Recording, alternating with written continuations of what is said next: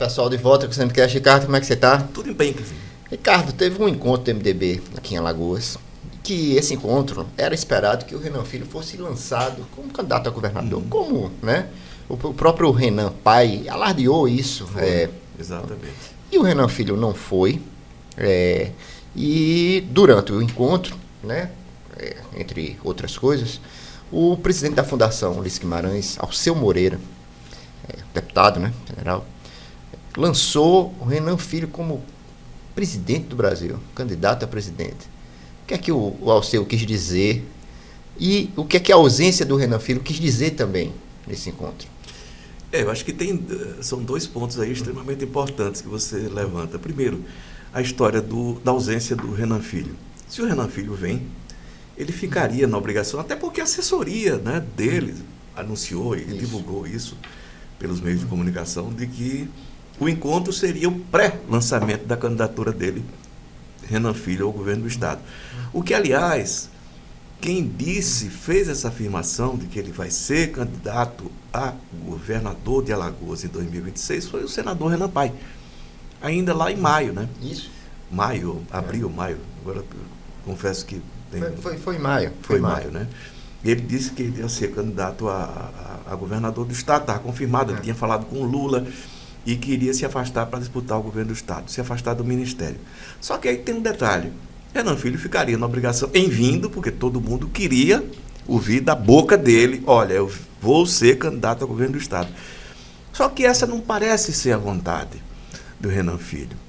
O nome de Reginaldo Bulhões, e ele tem feito o nome de Reginaldo Bulhões girar, né, é o preferido por ele, Renan Filho, para que suceda Paulo Dantas. Só que tem a rejeição, e rejeição muito forte, né, do próprio Paulo Dantas e do deputado Marcelo Vitor. Lembrando que Paulo Dantas foi alçado à condição de governador tampão graças à articulação dele, Marcelo Vitor. Sim. Se a gente lembrar, né, o Marcelo Vitor conseguiu derrotar o Renan Filho quando ele era governador do Estado, já no segundo mandato, e queria lançar o tio, né, Olavo Calheiros, para presidente da Assembleia, criou atritos com a Assembleia Legislativa, houve uma quebra de confiança ali entre eles, mas ele teve que engolir o Paulo Dantas. Depois aceitou, eu sei que eles hoje se relacionam bem. O Paulo Dantas se reelegeu governador, era tampão, passou a ser governador de fato e de direito, né? E agora o Renan Filho quer ele escolher o sucessor dele. Por quê? De Dantas, né? Porque ele, Renan Filho, não quer ser o candidato a governador. Ele tem outros projetos, prefere ficar em Brasília, fala-se na possibilidade de ser candidato a vice do Lula.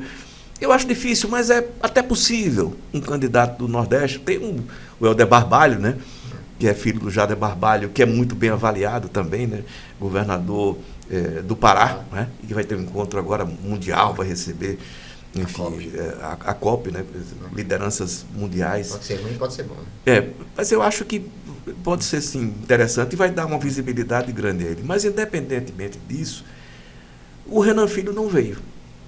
E não veio, engraçado, o Marcelo Vitor também não foi ao encontro do MDB. Lembrando que Marcelo Vitor e Paulo Dantas ainda são do MDB, e o Paulo Dantas foi, né?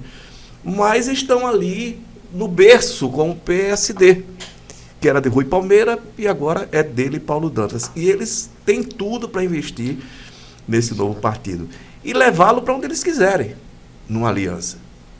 Só que eles não aceitam nem Reginaldo Bulhões como candidato a governador, nem JHC na tal da União por Alagoas, que é o discurso do senador Renan Calheiros.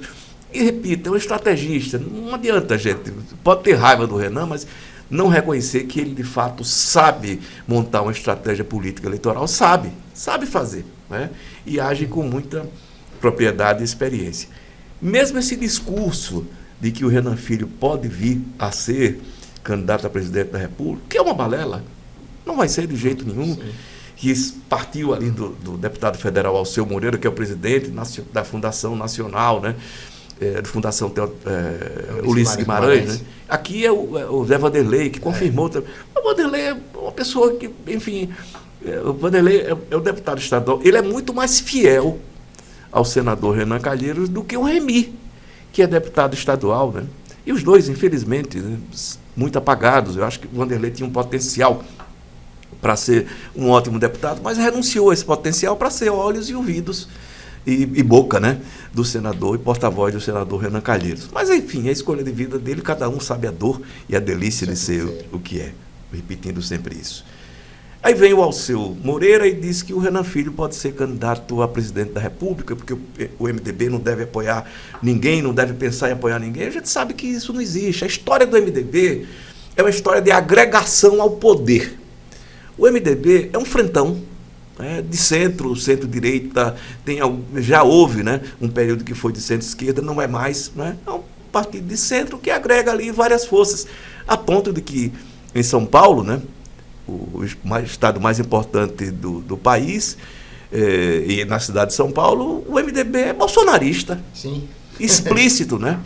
Então, o MDB não vai lançar candidato a presidente da República de novo, mais uma vez. O único candidato para valer que o MDB lançou em sua história, né, pelo menos pós-ditadura, né, foi o Ulisses Guimarães, que foi humilhado nas urnas. Uma figura do tamanho do Ulisses Guimarães foi reduzido a nada na eleição. Até porque o MDB, então era PMDB, né, ignorou a candidatura dele. Ele ficou sozinho, literalmente. Foi lamentável, me dava pena, né, do Ulisses Guimarães. Eu nem votei nele naquela eleição, mas eu tinha vontade de votar quando eu disse, não, um homem desse tamanho, ser abandonado do jeito que foi, né, e foi abandonado pelo partido dele, o MDB. Se a gente lembrar, o Renan Calheiros era um nome do MDB autêntico, que foi para o PRN, que era o partido da direita, que foi apoiar e lançar o senador Fernando Collor. Então, né, ex-governador Fernando Collor renunciou para ser candidato a presidente. Na eleição de 1922, agora, a Simone Tebet foi candidata na marra, porque ela se impôs ali dentro, né, e queria levar o nome dela e do MDB para a disputa.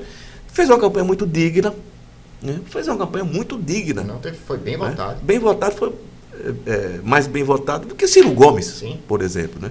Mas não era uma candidata, era uma espécie de anticandidata, mas marcou posição com um discurso extremamente coerente. Repito, fez uma campanha muito digna.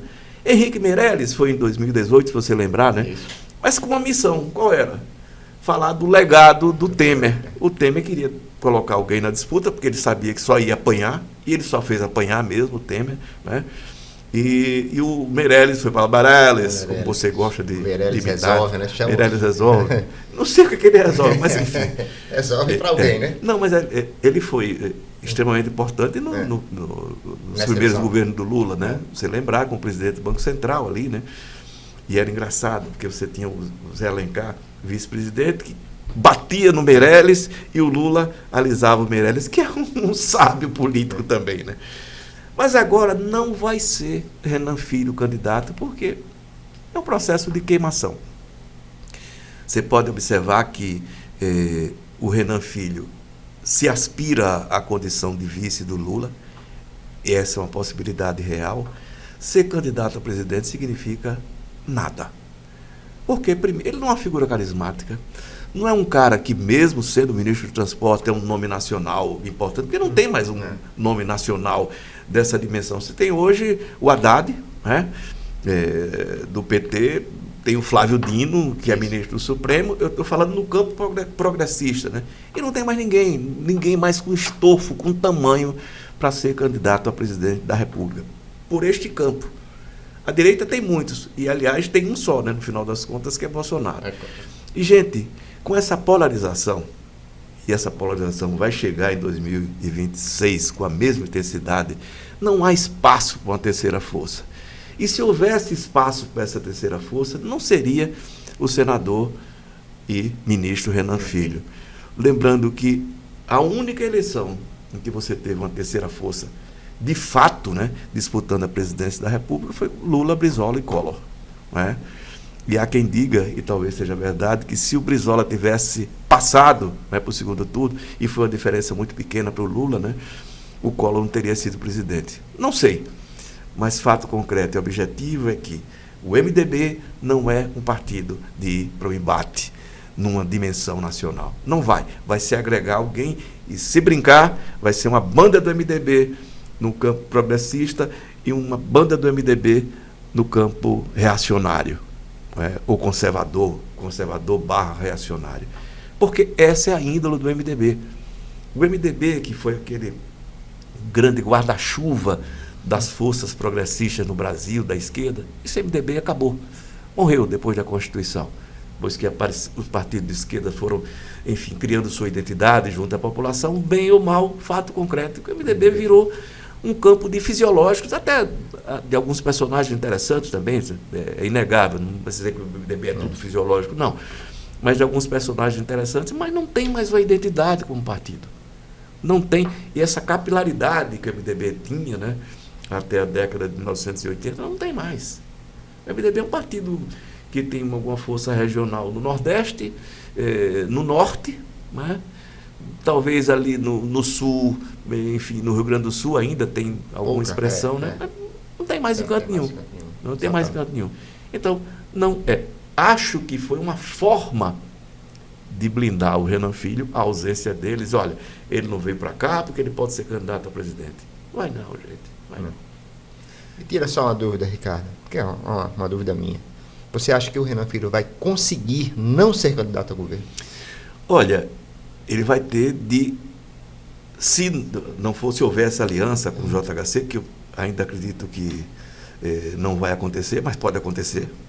Em política você não pode dizer nunca, né? Exatamente. Mas, enfim, ele quer emplacar o Isnaldo Bulhões. O Isnaldo não passa pela dupla, pela dobradinha Paulo Dantas e Marcelo Vitor. E sem Paulo Dantas e Marcelo Vitor, eles lançariam, foi o que me disseram, inclusive, essa semana, né, um outro nome. E acham que um outro nome é possível bater Isnaldo Bulhões, que não é um personagem muito conhecido aqui no estado de Alagoas, e é engraçado, né? Não. Ele ele tem uma certa força lá no sertão. No sertão, mas ali é engraçado.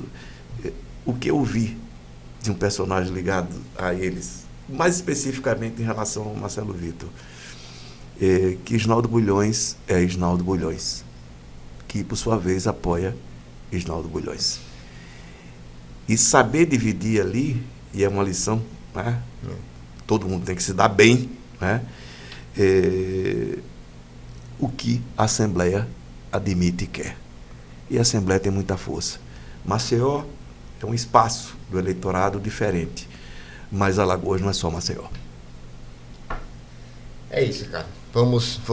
Que o Renan Filho vai ser candidato a presidente é uma balela, como você fala. Acho que balela é o nome ideal para a gente lidar com Bonitinha isso. A palavra, né? Bonito, balela. Ricardo, vou aqui para minha dica cultural. Sabe que eu sou um admirador de séries, filmes e minisséries inglesas. Eu gosto do clima, eu gosto da atmosfera, eu gosto de como os ingleses...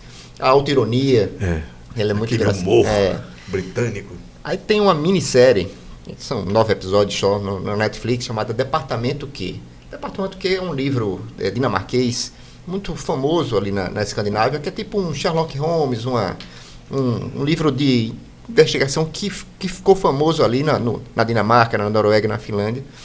E aí a Netflix fez essa série, é uma minissérie, na verdade, que se passa no interior da Escócia.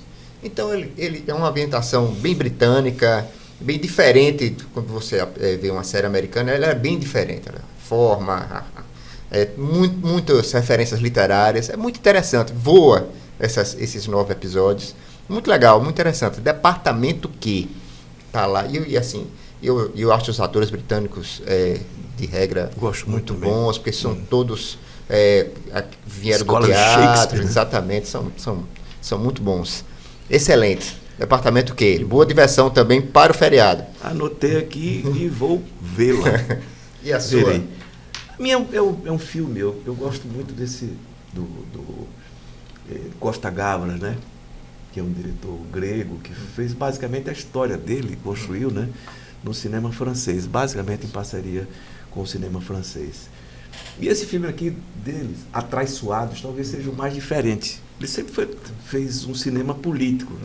E olha, é interessante, porque fazer cinema político e fazer arte ao mesmo tempo é muito difícil. E o Costa Gavras fez maravilhosamente. Desaparecido, Missing, né? Um filme, é um clássico, né? Sobre as ditaduras da América Latina, né? Meu Coronel, é um filme, é também pouco conhecido, não é como Z, né? Z, que é um clássico também sobre as ditaduras, mais especificamente, Meu Coronel é da ocupação na França, da Argélia. É muito legal o filme, tem um fim trágico, mas é muito bom. Esse aqui, Atraiçoados, é uma história, entre aspas, americana, né? Porque é uma agente da CIA, interpretada por esta belíssima atriz, e no auge da beleza dela, Debra Winger, né? Com Tom Berenger, que é um ótimo ator também, e que ela vai para o interior dos Estados Unidos, para o sul dos Estados Unidos, fazer uma investigação, obviamente infiltrada ali na população, na região mais agrícola, né? E que, para descobrir o assassinato de negros. E assassinato de negros no interior dos Estados Unidos sempre vai significar exatamente Ku Klux Klan. E ela chega a esse núcleo do Ku Klux Klan lá e participa, inclusive, tem uma cena muito terrível, dolorosa, né? Que é uma caçada, um jovem negro, em que ela participa porque ela se envolve com ele para poder descobrir a rede, né, da Ku Klux Klan ali. E é um filme excelente, excelente. Atraiçoados. Gente, a Ku Klux Klan está falando numa instituição americana do interior dos Estados Unidos, basicamente do sul e do oeste dos Estados Unidos, né, centenária, e que ainda existe. Existe e foi ativa nessa eleição. E não, se não com a mesma força, porque não tem a mesma força, mas já foi uma instituição absolutamente milionária e com uma força política enorme. Tem aquele Borá, que ele vai, inclusive, para o encontro. Sacha Borá, né? Que é interessante aquilo lá. Aquilo é documentário, né? Ele vai para um encontro da Ku Klux Klan no interior dos Estados Unidos, com aquela coragem de mamar em onça, como se usa dizer, né? Mas é interessante. Atraiçoado, gente. É belo filme, uma bela história e bela atriz. Eu gosto muito desse filme, viu? Gosto muito desse filme. E faz tempo que eu não vejo. Pois eu revejo de vez em quando. Revejo. É isso, Ricardo. Um grande abraço, então, a todos. Pessoal, até a próxima semana.